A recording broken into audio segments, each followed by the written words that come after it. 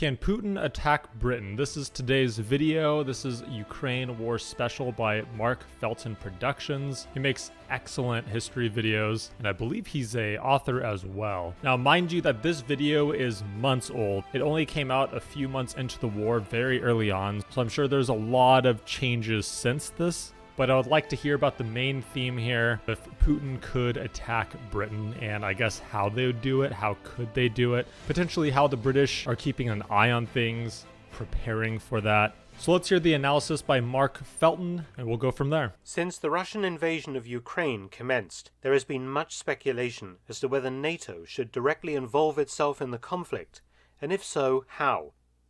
A no-fly zone over Ukraine imposed by NATO jets is the most often discussed idea, and up to now, this has been shot down by politicians, defense chiefs, and analysts.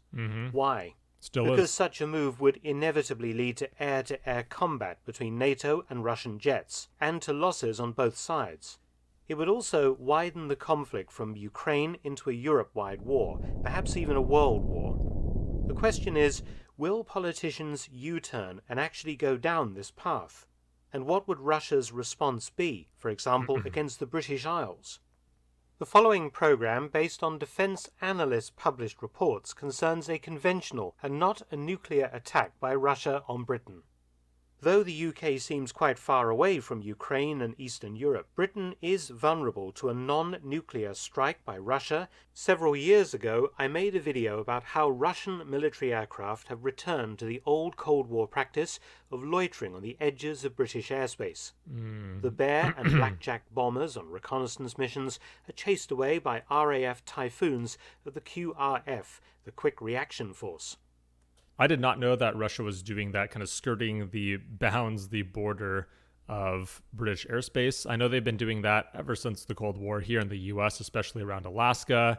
Seems like, almost like a weekly or monthly thing here, but I didn't know they were doing that to Britain. Just surveillance, I suppose. Kind of strange. But aside from the obvious nuclear option, could Russia attack Britain conventionally? Essentially repeating the assault that Hitler's Luftwaffe made in 1940-41, an assault that caused widespread damage to military and civilian infrastructure and loss of life. The answer, according to defense analysts, is yes, and here's how. The air defense of the UK rests on a series of radar sites on coastal areas. This information is fed to the Air Surveillance and Control System at RAF Bulmer. A handful of Typhoon aircraft are held in readiness to intercept threats. Two problems are immediately obvious. Firstly, though a very capable aircraft, the RAF doesn't have many Typhoons in service. If it comes to enforcing a no-fly zone over Ukraine, many RAF fighters will be forward-deployed to airfields in Germany, Poland, Estonia, and so on. In fact, this process has already begun. How many aircraft could be retained to defend British airspace? Secondly, such a small number of aircraft would, in fact, have difficulty in intercepting and destroying multiple intruders, particularly the most likely form of intruders that Russia would use: cruise missiles. Russia has a series of very capable cruise missiles currently in service. They can be both nuclear or conventionally tipped, and can be launched from submarines or aircraft. A concerted attack by a couple of dozen cruise missiles at the same time would overwhelm the ability of Typhoons to intercept and destroy them all. Britain has a very capable navy, but a very small navy, as successive governments have cut defense spending to the minimum. There are no dedicated anti-aircraft missile batteries protecting the eastern side of the UK. Quick questions here.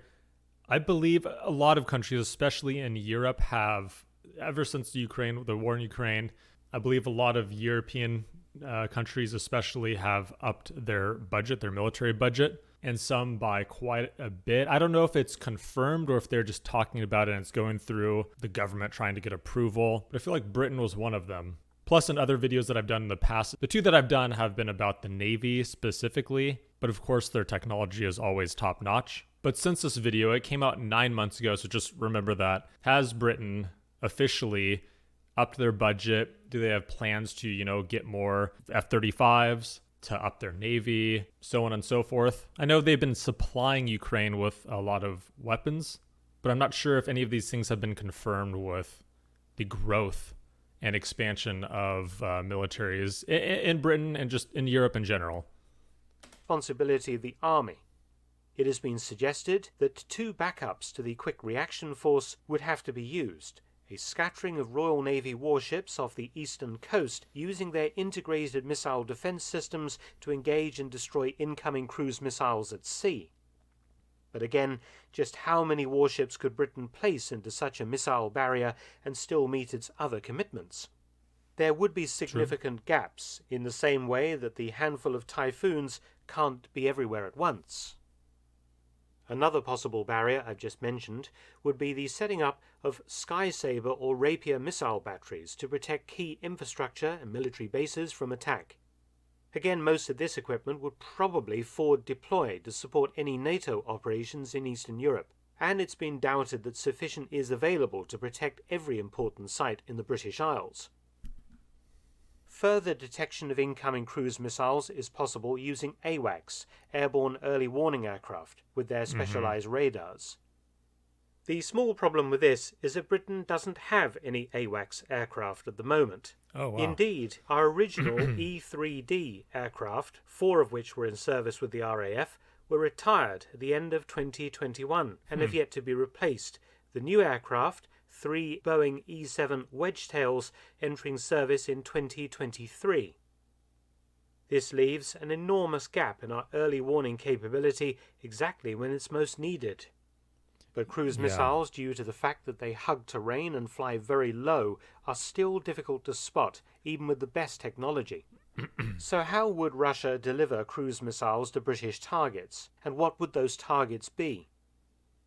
The missiles can be delivered, as I've said, via submarine and/or aircraft. I've always felt that the Russians had good submarines, a lot of them, and good capabilities. I don't know if that's actually true, and maybe it's just from movies that I've seen. In the world of war, kind of feared. They're deadly. It's, submarines in general are pretty terrifying. They could just carry around nukes and just sail in whatever seas they want, and it's very hard to detect them, I'm assuming still to this day. Defense analysts have suggested that a missile-armed Russian submarine could pop up in the North Sea and fire off a single missile before submerging and repositioning itself. Others could also do the same, then change position and repeat. No Russian submarine would fire off a battery of missiles, as it would leave it too vulnerable to interception by the Royal Navy or the RAF. But such attacks are feasible, according to experts. The second method involves air-launched cruise missiles. The delivery system would be an aircraft type I've already mentioned that has been caught snooping around the edges of British airspace on multiple occasions over the past decade or so. The Tupolev Tu-160 Blackjack. The fastest heavy bomber ever flown, the Blackjack has a maximum speed of Mach 2.05 or 1,380 miles per hour at 40,000 feet. Russia is in the process of upgrading and expanding its fleet to a new Tu-160 M2 variant. Currently, Russia has 17 Blackjacks in service and 10 new variants on order. Each Blackjack can carry 12 cruise missiles, and due to the missile's operating range of around 1,350 miles, could launch its weapons well beyond British airspace, the Blackjacks coming in to attack the UK via the far north to avoid the agglomeration of NATO countries between the UK and Ukraine. So what would the Russians target?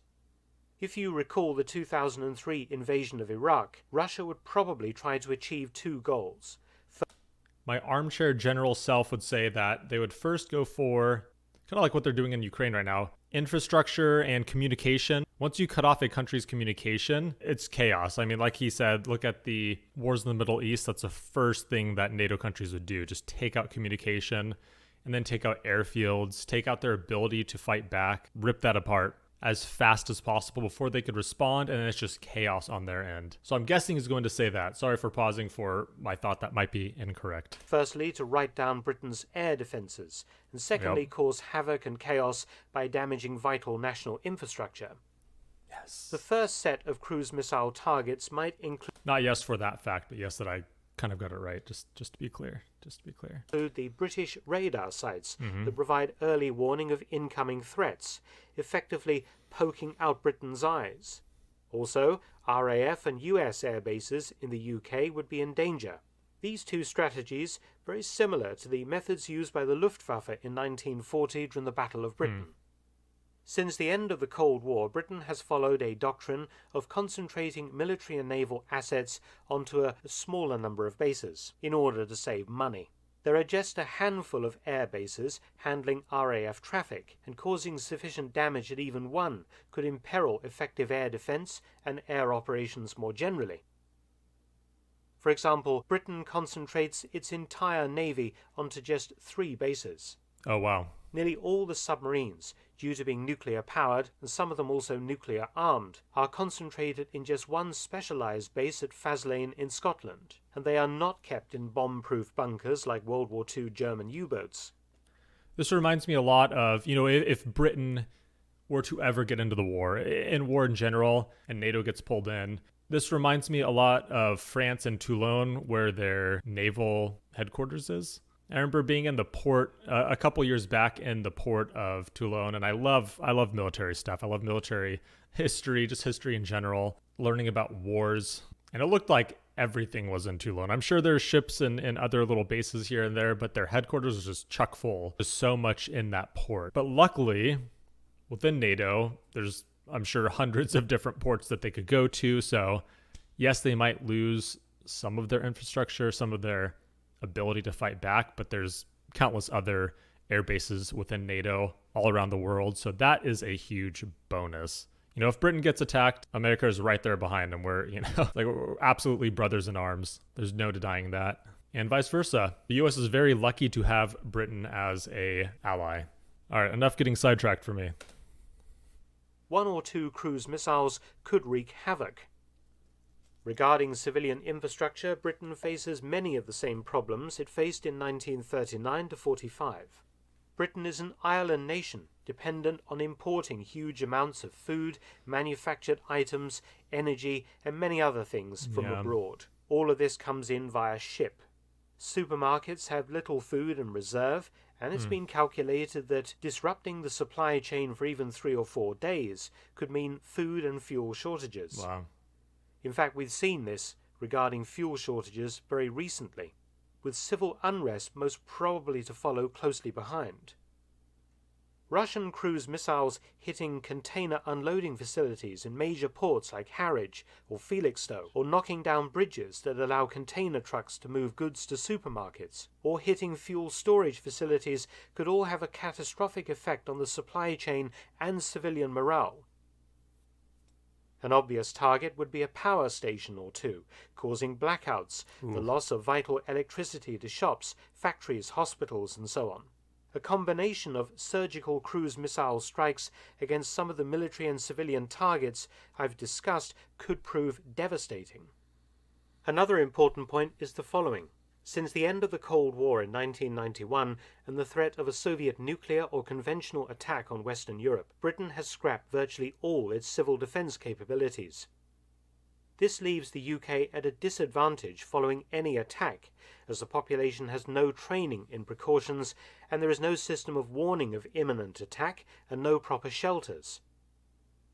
There is also the case for the RAF, whose bases are now largely devoid of Cold War-era bunkers and are very vulnerable to strikes. Defense analysts have raised the Russian cruise missile threat to the UK for years, because Russia could do all the things that I've outlined and more. So if politicians decide on a no-fly zone over Ukraine and war with Russia, firstly they must get their own house in order. Missile batteries must be deployed at all points of vital infrastructure, including radar sites, power stations, military bases, and fuel storage sites. Sufficient Typhoon fighters must be retained in the UK to reinforce the QRF. More airborne early warning aircraft must be acquired to provide proper UK-wide coverage, and existing Royal Navy assets deployed to sea to provide an anti-cruise missile screen to assist the QRF and land-based batteries.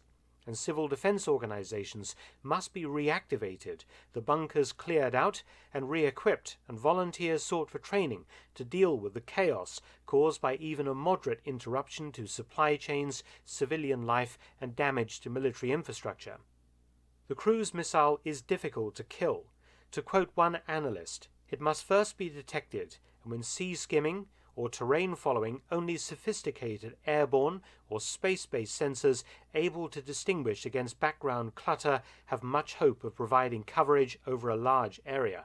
True. Yeah. But there is one other attack that will inevitably accompany the cruise missiles, a cyber assault that would wreak havoc on our completely computer-based lives. Many thanks for watching. Please subscribe and share, and also visit my audiobook channel, War Stories with Mark Felton. There you go, audiobook channel. Yeah, this guy knows his stuff. Excellent channel. I remember, especially during the pandemic, just binge watching his content. Excellent, to the point. He puts relevant pictures and videos to the actual stories, unlike so many things that you see. But I'd like to hear your thoughts about this, especially 9 months later from when this video first came out, about what has changed in Britain or in Europe in general. Is any preparation being done? Just slightly, just cautionary. Budgets have gone up, more ordering of military equipment, the update from people actually living there, not me just kind of looking it up. Is Britain in a good or a bad place if it gets attacked by an outside force? And we'll get into a discussion and chat about it in the comments. So thank you for watching. Thank you for joining. Hopefully it never ever gets anywhere near this case, but good video nonetheless. So thank you for watching. Thank you for joining. I'll see you in the next video, and have a good rest of your day.